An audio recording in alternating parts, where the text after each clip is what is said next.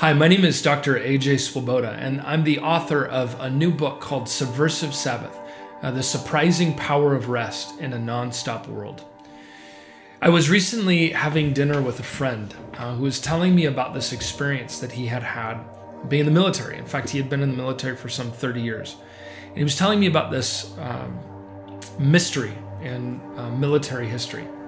And the mystery is that there's this significant difference between World War II, World War I, and all the wars that we've had since, like Vietnam and Korea and Afghanistan and Iraq. He was describing this interesting sort of question, and that was that for those that fought in the earlier wars, World War I, World War II, when they came back from fighting in those wars, more often than not, they actually came back and fairly easily resettled into American society, reintegrated themselves into a marriage, kids, healthy, very low levels of abuse and drug usage by those that came back from those wars.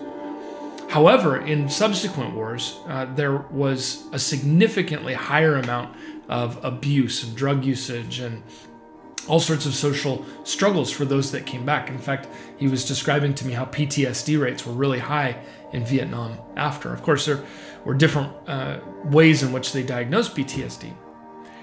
But one thing led them to believe why this took place.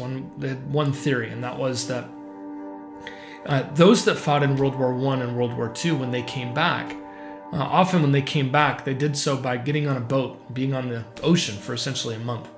And then when they came back, they'd spend a month being on a boat with fellow people who had fought in the war. While in Vietnam and in subsequent wars, when the fighting would end or when they would be sent home, they would literally leave the battlefield and go directly home. And they would be back with their families and those that they loved within just a couple of days. And it seems as though the difference between those two is one thing. For those that came back and fought from World War II, they had the chance to be on a boat for 30 days, for a month, with those that they fought with. Well, what do you do for 30 days?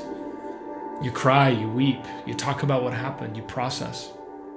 But for those in other wars, they didn't have the opportunity to do that. There was no chance to process. And the truth is, I think that's actually a metaphor for our world. It's a metaphor for the way that we exist today. We have no space. We have a nonstop existence.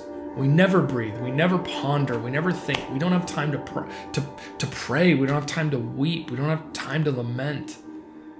And what this book invites us into, the Subversive Sabbath, is it invites us into a new rhythm. A rhythm that includes space so that we can be with God, we can be with others. My gut tells me that we're all exhausted.